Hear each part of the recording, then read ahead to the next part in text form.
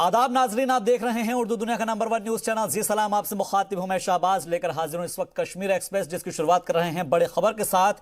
Article 370 के खिलाफ वर्जी पर अदालत उज़्मा का सुप्रीम कोर्ट में बड़ा फैसला कि 5 जजों की आईनी बेंच ही करेगी तमाम अर्जियों पर समाअत। 370 के खिलाफ अर्जियों को बड़ी बेंच को भेजने को सुप्रीम कोर्ट का इनकार कर दिया गया है सुप्रीम कोर्ट की जानिब से, और सुप्रीम कोर्ट ने माना है कि जम्मू कश्मीर के हालात पर 1959 और 1970 में आए पुराने फैसलों में कोई तजाद नहीं है, इसलिए मामला 7 जजों की आईनी बेंच में भेजना जरूरी नहीं है। तो इस वक्त ये बड़ी और अहम खबर के आर्टिकल 370 के खिलाफ अर्जी पर अदालत उज़्मा ने सुप्रीम फैसला दिया है। जी मीडिया नुमाइंदे सुमित कुमार हमारे साथ मजीद अपडेट के साथ जुड़ गए हैं। सुमित, क्या कुछ जानकारी आपके पास? देखिए, सुप्रीम कोर्ट की 5 जजों की संविधान पीठ ने साफ किया है आज अपने फैसले में कि वो किसी बेंच में बदलाव करने नहीं, यानी कि जो मौजूदा बेंच है 5 जजों की संविधान पीठ, वही अब इस पूरे मामले को देखेगी, यानी कि इस पर सुनवाई करेगी। जी। जो तमाम याचिकाएं, दर्जन भर याचिकाएं दायर की गई थी और सवाल उठाया गया था कि इस पूरे मामले में पहले भी फैसला जो है वो 5 जजों की बेंच जो है ऐसे संवैधानिक पहलुओं पर सुनवाई कर चुकी है। ऐसे में सुप्रीम कोर्ट को 7 जजों की बेंच को ये मामले रेफर करना चाहिए, लेकिन जस्टिस रमन्ना की अध्यक्षता वाली 5 जजों की संविधान पीठ ने कहा कि हमें नहीं लगता कि इस पूरे मामले में 5 से ऊपर जो जज हैं उनको सुनवाई करने की जरूरत है। लिहाजा इस पूरे मामले में अब 5 जजों की संविधान पीठ ही मामले की सुनवाई करेगी। आपको बता दें कि दर्जन भर याचिका जो है सुप्रीम कोर्ट में इससे पहले दायर की गई थी, और जिस तरह से जम्मू कश्मीर से अनुच्छेद 370 को हटाया गया था, तो उसकी कॉन्स्टिट्यूशन वैलिडिटी यानी कि संवैधानिक वैधता को जो है चैलेंज किया गया था। अब ऐसे में साफ हो गया है कि 5 जजों की संविधान पीठ अब ये तय करेगी कि सरकार ने जिस तरह से अनुच्छेद 370 को हटाया था, क्या वो संवैधानिक तौर पर सही था या नहीं। ये अब 5 जजों की संविधान पीठ जो है वो अब सुनवाई करके फैसला लेगी। सुमित, एक चीज मैं समझना चाहूंगा, क्योंकि अमूमन जब भी हम देखते हैं जो मामले होते हैं, इस तरह के कोर्ट के मामले होते हैं, वो दलीलों पर चलते हैं, और दलील क्योंकि ये कही गई थी कि 1959 का मामला हो या 1970 में जो मामले आए हैं उसको लेकर ये कहा गया था कि इस मामले में भी 7 जजों की आईनी बेंच होनी चाहिए, तो उसके ऊपर कोर्ट की तरफ से क्या कुछ कहा गया है? देखिए, जस्टिस रमन्ना का ऑब्जर्वेशन था कि हमें नहीं लगता है कि इसमें 7 जजों की बेंच के पास ये मामले को भेजा जाना चाहिए, क्योंकि 5 जजों की जो बेंच है वो पर्याप्त है, क्योंकि ये जो मामला है वो कॉन्स्टिट्यूशन वैलिडिटी यानी कि संवैधानिक वैधता का यहाँ प्रश्न है। तो ऐसे में जिस तरह से सरकार ने जो लॉ में चेंज किया है उसकी संवैधानिक वैधता को मॉनिटर करने के लिए 5 जजों की संविधान पीठ ही पर्याप्त है, ये सुप्रीम कोर्ट का कहना था। क्योंकि कोई भी मामला जब संवैधानिक पहलुओं पर सुनवाई होती है तो 3 जजों से ऊपर यानी कि 5 जजों की बेंच जो है वो सबसे जो है वो पर्याप्त होती है। उससे ऊपर भी जो बेंचेस है उसमें मामले को भेजा जाता है, लेकिन यहाँ सुप्रीम कोर्ट का कहना था कि 5 जजों की संविधान पीठ जो है पर्याप्त है इस मामले की सुनवाई करने के लिए। ऐसे में अब 5 जजों की संविधान पीठ ये देखेगी कि सरकार ने जिस तरह से अनुच्छेद 370 को हटाया था, क्या वो संवैधानिक तौर पर सही था या नहीं, ये अब 5 जजों की संविधान पीठ ही तय करेगी। अब तक जो है सुनवाई जो सुप्रीम कोर्ट में हुई है वो इस पहलुओं पर हुई है कि इस मामले को बड़ी बेंच को भेजा जाना चाहिए या नहीं।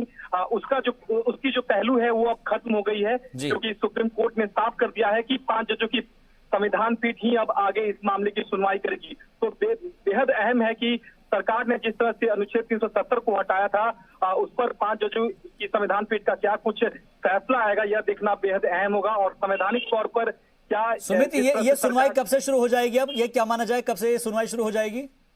देखिए, अभी तारीख जो है वो तय नहीं की गई है सुप्रीम कोर्ट की ओर से, क्योंकि मौजूदा जो बेंच है उसी बेंच को इस पूरे मामले की सुनवाई करनी है। और सप्ताह में जो है 3 दिन सुनवाई होनी है, मंगलवार, बुधवार और गुरुवार, जो कि नॉन मिसलिनियस डे होता है, पुराने मामलों की सुनवाई होती है। तो हफ्ते में 3 दिन सुनवाई जो है वो मानकर चला जा रहा है, लेकिन तारीख कब होगी अब इसका ऐलान कोर्ट ने नहीं किया है। यानी कि अब ये साफ हो गया है कि 5 जज ही इस पूरे मामले को सुनेंगे। बहुत बहुत शुक्रिया हमसे बातचीत के लिए, मजीद अपडेट के लिए आपका। जो कंफ्यूजन अभी तक ये था या फिर कहा जा रहा था कि 7 जज इसके अंदर हो सकता है, बेंच इसके ऊपर जो है बेंच में जाना चाहिए, अब उसको पूरी तरीके से खत्म कर दिया गया है, क्योंकि आर्टिकल 370 के खिलाफ अर्जी पर अदालत उज़्मा का सुप्रीम ये फैसला है, जिसमें 5 जजों की आईनी बेंच ही इस पर तमाम अर्जियों पर समाअत करेगी। बढ़ते आगे, उमर अब्दुल्ला की हिरासत को चैलेंज करने वाली अर्जी पर आज होने वाली समाअत टल गई है। दरअसल मामले की समाअत के दौरान सॉलिसिटर जनरल तुषार मेहता ने सुप्रीम कोर्ट को एक रिपोर्ट दाखिल की और अगली समाअत अब जुमरात को होगी।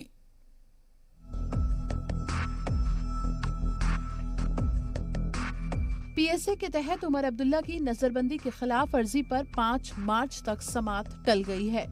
अदालत उज़्मा ने पीर को कहा कि वो नेशनल कॉन्फ्रेंस के लीडर और जम्मू कश्मीर के साबिक वजीर आला उमर अब्दुल्ला की पीएसए 1978 के तहत नजरबंदी को चैलेंज करने वाली सारा अब्दुल्ला पायलट की अर्जी पर 5 मार्च को समाअत करेगा।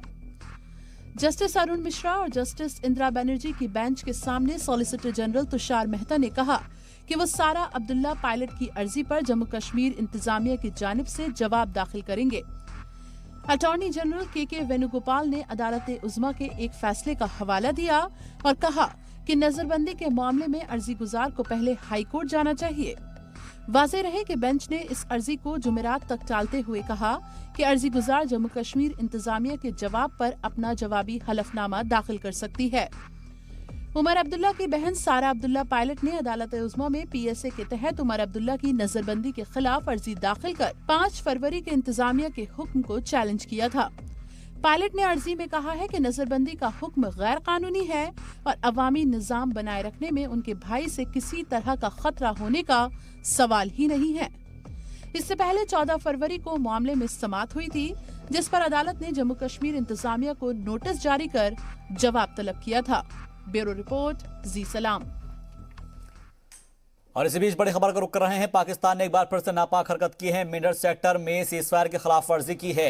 पाकिस्तान ने रिहायशी इलाकों को निशाना बनाकर मोर्टार दागे हैं।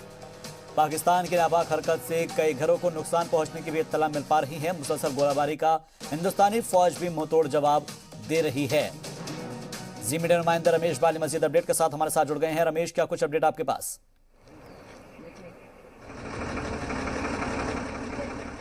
की तरफ से ऐसा कोई दिन खाली नहीं कि पाकिस्तान की तरफ से फायरिंग ना की गई। पुंछ जिले के कई ऐसे इलाके हैं जहां पर पाकिस्तान की तरफ से फायरिंग की जा रही है। आज रात को भी तकरीबन 3 बजे के करीब सभी लोग सोए हुए थे तो अचानक पाकिस्तान की तरफ से गोलाबारी शुरू कर दी गई।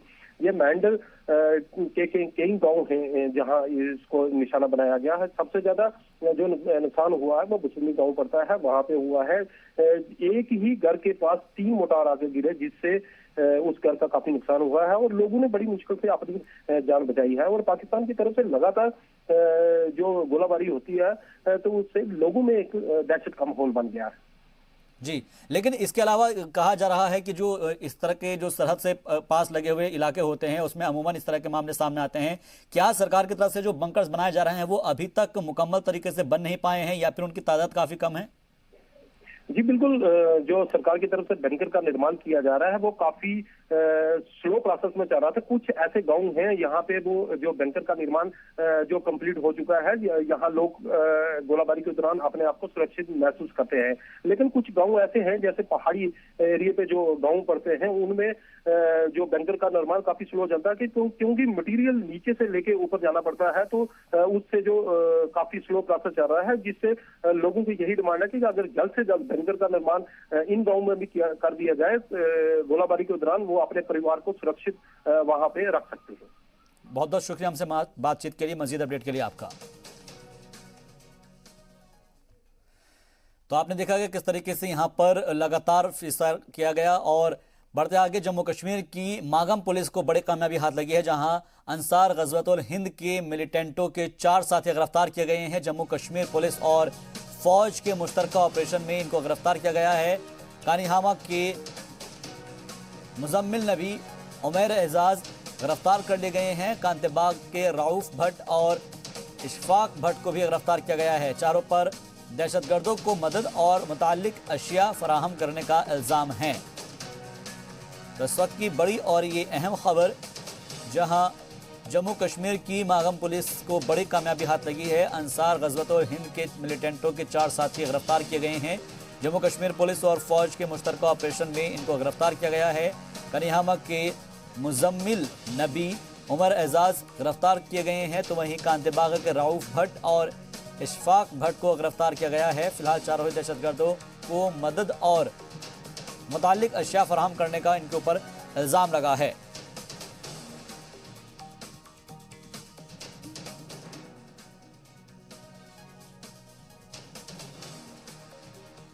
उधर शोपियां में गवर्नमेंट डिग्री कॉलेज के तलबा ने कश्मीर यूनिवर्सिटी के कंट्रोलर एग्जामिनेशन के खिलाफ जबरदस्त एहतजाज मुजाहरा किया और इस दौरान तलबा ने इंतजामिया के खिलाफ जमकर नारेबाजी की।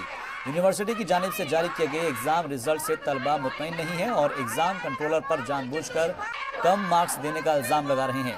तलबा ने नाराजगी का इजहार करते हुए कहा है कि यूनिवर्सिटी की जानिब से ये बहुत ही गलत कदम है, क्योंकि बहुत से तलबा कई सब्जेक्ट्स में फेल करा दिए गए हैं और इस दौरान तलबा ने पेपर वापस चेक करने की अपील की है ताकि तलबा के साथ ज्यादती ना हो।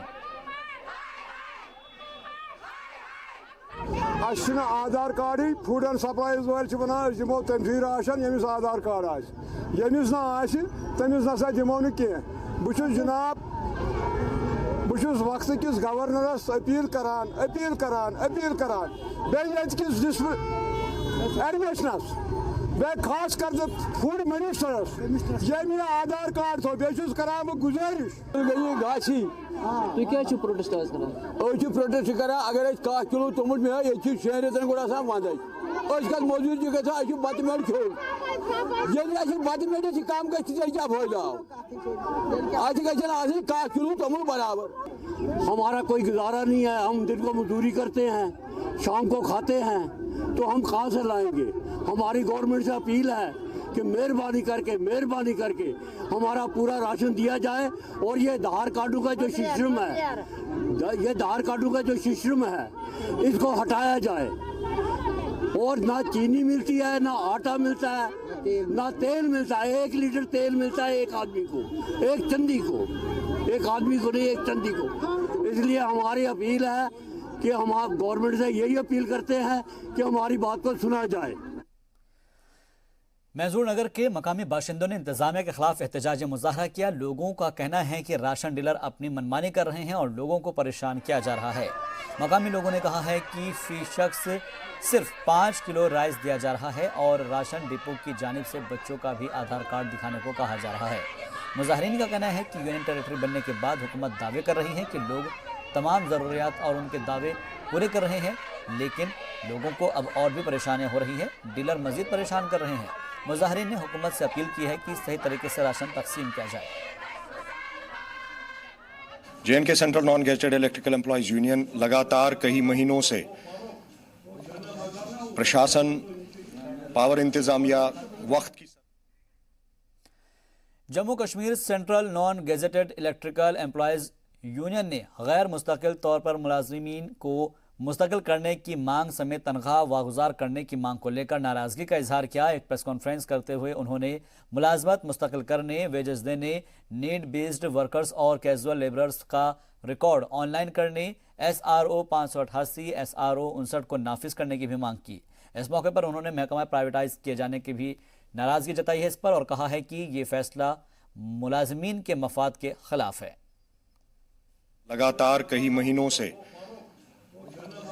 प्रशासन, पावर इंतजामिया, वक्त की सरकार को ये इंटीमेट करना चाहती है कि जो पावर प्राइवेटाइजेशन और अनबंडलिंग का जो आपने फैसला लिया है, ये मुलाजमों के मुनाफी फैसला है, ये मुलाजमों के हक में फैसला सही नहीं है और इस फैसले को इमीडिएटली रोकने की जरूरत है। प्राइवेटाइजेशन का जो अमल है ये खाली मुलाजमों को ही असरअंदाज नहीं करेगा, ये आम आवाम को भी इस प्राइवेटाइजेशन का भुगतना।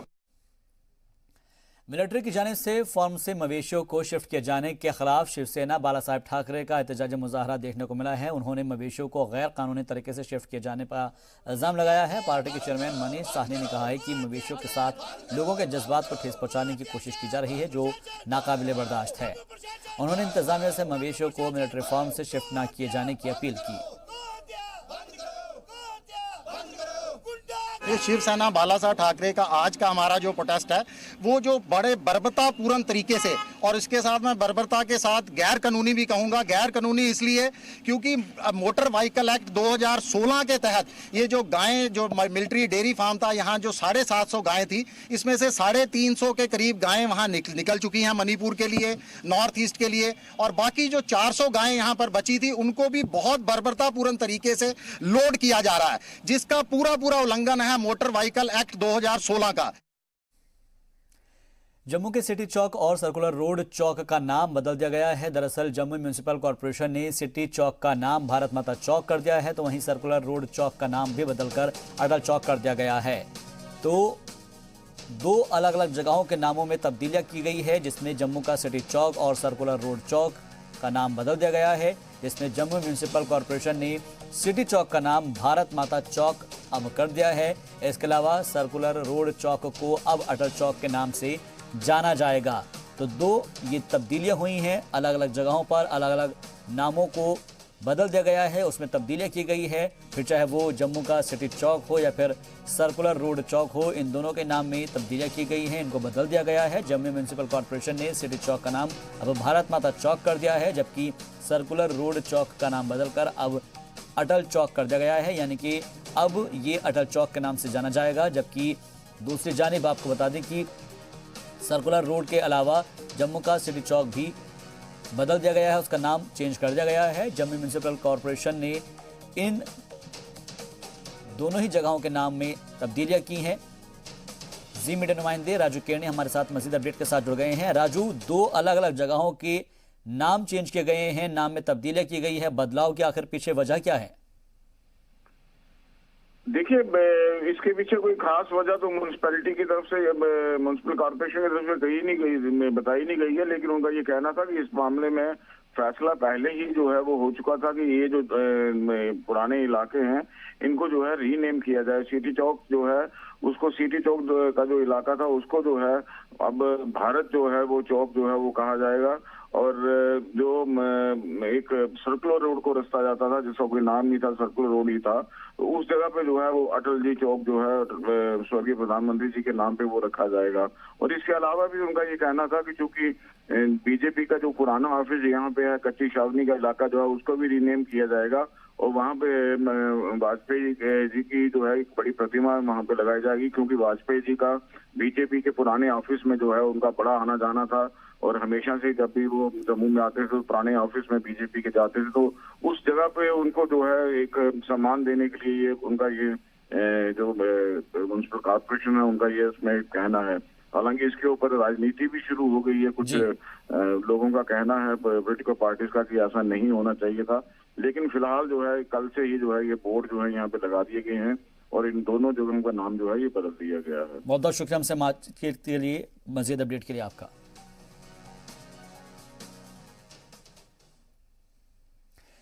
जम्मू के सिटी चौक और सर्कुलर रोड चौक का नाम तो बदल दिया गया है और उस पर हमने जानकारी भी ली, लेकिन इसके अलावा जम्मू कश्मीर में बीजेपी की मेंबरशिप मुहिम का असर दिख रहा है। जम्मू बीजेपी ऑफिस में पुंछ मेंढर के सरपंचों और पंचों ने नेशनल कॉन्फ्रेंस, कांग्रेस और पीडीपी का दामन छोड़कर बीजेपी का दामन थाम लिया है, जिसमें 34 पंच और 6 सरपंच शामिल हैं।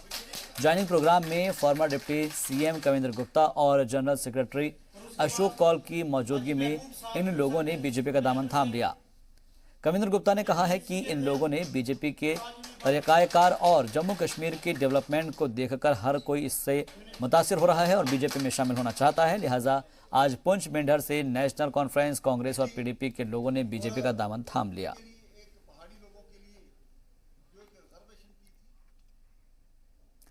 बीजेपी के नए जिला सदर आबिद हुसैन खान की सरबराही में बोनीगाम कोलगाम में एक कोर कमेटी की मीटिंग मुनाकिद की गई, जिसमें इस बात पर जोर दिया गया कि किस आने वाले दिनों में बीजेपी जिले में काम करेगी ताकि जिले में बीजेपी लोगों के मसाइल हल करने में अपना रोल अदा कर सके, क्योंकि लोगों को जो दरपेश मसाइल होते हैं उनको हल करने के लिए बीजेपी जमीनी सतह पर काम कर रही है। डिस्ट्रिक्ट कुलगाम के जो सीनियर लीडर्स है, बीजेपी के सीनियर कार्यकर्ता है, जिन्होंने दिन दुगनी रात चुगनी पार्टी के लिए काम किया है, आज यहाँ हमने एक मीटिंग मुनाकिद की जिसमें ये तय किया है कि हमें आने वाले समय में कैसे कारवान को आगे लेना है, कैसे अपने प्रमुख कार्यकर्ताओं को जिम्मेदारी देनी है। ये समझकर हमने ये तय पाया कि इंशाल्लाह आने वाले समय में डिस्ट्रिक्ट कुलगाम में चारों कॉन्स्टिट्यूंसी में खवल खिलेंगे, कोशिश करेंगे लोगों के जितने भी मसाइल हैं उनको हल करने की कोशिश करेंगे। सिर पर छत अगर हो तो राहें आसान हो जाती है, लेकिन अगर अचानक घरों की हालत खस्ता होने लगे तो एक नई मुसीबत भी सामने खड़ी नजर आती है।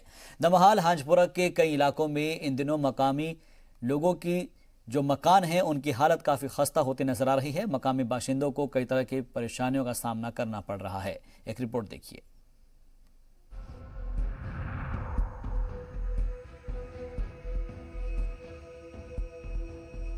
कुलगाम के सब जिला दमहाल हाजीपुरा में कई इलाकों में गुज़िश्ता एक हफ्ते से मकानों में दरारें पड़ रही हैं और जमीन खिसकने की वजह से हालत खस्ता हो रही है। दमहाल हाजीपुरा के तहसीलदार नियाज अहमद बट ने मुतासिर इलाकों का दौरा किया और बताया कि यहाँ मुसलसल बर्फ और बारिश की वजह से घरों को नुकसान हो रहा है। इंस्टेंटली तो यही बता सकते हैं कि अगर कहीं से भी पर्कुलेशन ऑफ वाटर हुआ होगा, वाटर लॉजिंग की वजह से, इनंडेशन की वजह से, this can be the most readily possible reason for this. Gujarpura Damhal Hajipura की बस्ती में जमीन खिसकने और रिहायशी मकानों में दरारें पड़ने से गांव के लोग खौफ के आलम में जीने को मजबूर हैं। यहाँ की आबादी तकरीबन 40 घरानों में मुश्तमिल है, जो इस वक्त आज इस दौर में फुली डैमेज्ड है। पूरा गांव इस वक्त खतरे में है, लोग मुश्किलात में हैं। जैसे कि आप देखते हैं ये मकान भी फुल डैमेज्ड है, ये जो रोड यहाँ पे है वो भी डैमेज्ड है। पूरे इलाके को यहाँ खतरा है सर। हमारे बच्चे हैं, हमारे माँ हैं, भाई हैं, वो बाहर बैठे हुए हैं, कल रात से ही है सर। उधर लोगों ने ये भी बताया कि सिर्फ घरों में ही नहीं, सड़क की हालत भी खस्ता है। मकामी बाशिंदों ने हुकूमत से अपील की है कि जल्द से जल्द किसी महफूज मकाम पर उनको मुंतकिल किया जाए। कुलगाम के डीडीसी शौकत एजाज ने इस पर क्या कुछ कहा, वो भी आप सुनिए। जो भी हमारे नोटिस में आया कि बरसों की बारिशों के बाद वहाँ से ज़मीन खिसक रही है, तो इस सिलसिले में हमने मौके पे ही अफसरों की टीम भेज दी, अफसरों की जिसकी सरबराही हमारे एडिशनल डिस्ट्रिक्ट डेवलपमेंट कमिश्नर कर रहे थे। फिलहाल मुसलसल बारिश और बर्फबारी के सबब कुलगाम के सब जिला दमहाल हाजीपुरा के घरों की ही नहीं बल्कि सड़कों की भी हालत खस्ता है। ब्यूरो रिपोर्ट, जी सलाम। रामबन जिला के सब डिवीजन गुल में आर्मी के 58 राष्ट्रीय राइफल्स की जानिब से फ्री मेडिकल कैंप का इनेकाद किया गया और इस मेडिकल कैंप के इनेकाद का मकसद जिला हेडक्वार्टर से दूर गांव में रहने वाले लोगों को तिब्बी सहूलतें पहुंचाना है ताकि गरीब लोगों और मरीजों को राहत मिल सके। इस मौके पर कसीर तादाद में लोग कैंप में पहुंचे और वहां पर शिरकत की, साथ ही अपना चेकअप भी कराया। इस दौरान ज़रूरतमंदों में दवाइयां भी तकसीम की गई। लोगों ने आर्मी की जानिब से की गई इस पहल का शुक्रिया अदा किया। यहाँ पर 58 RR ने बहुत ही अच्छी सहूलत का इंतजाम रखा है जिसका नाम मेडिकल कैंप है। हमारे यहाँ पर गुल में दूसरी बार ये मेडिकल कैंप रखा है। बहुत ही अच्छा मेडिकल कैंप है, सब सहूलत इंतजाम सब कुछ इधर रखा हुआ है। हम 58 RR को धन्यवाद करते हैं कि उन्होंने यहाँ पर गुल में कैंप रखा। हम उनको थैंक्स कहना चाहते हैं। I am very thankful for 58 RR। देखिए, यहाँ जो आज 58 RR की जानब से एक प्रोग्राम मुनक्कद किया गया है, काफ़ी बेहतरीन प्रोग्राम जो है मेगा मेडिकल कैंप का इनक़राद किया गया है और बहुत ज़्यादा लोग जो है, बारिश मौसम हालांकि किसी साथ नहीं है, उसके बावजूद बहुत ज़्यादा लोग जो है इसका फ़ायदा उठा रहे हैं। और बिलखुसूस हमारा जो मकसद था ये है कि हैंडीकैप जो लोग हैं बेचारे, जिनको व्हील चेयर्स की ज़रूरत है, विसाखियों की ज़रूरत है, तो वो लोग जो है ख़ास तौर से इसका फ़ायदा उठाएंगे। और काफ़ी दूर दूर से जो काफ़ी लोग हैं वो आकर के इसका जो है फ़ायदा उठा रहे हैं। और इससे पहले भी 58 RR ने काफ़ी ज़्यादा प्रोग्राम जो है मुनक्कद किए हैं और हमें उम्मीद है कि आने वाले वक्त में भी इस तरह के प्रोग्राम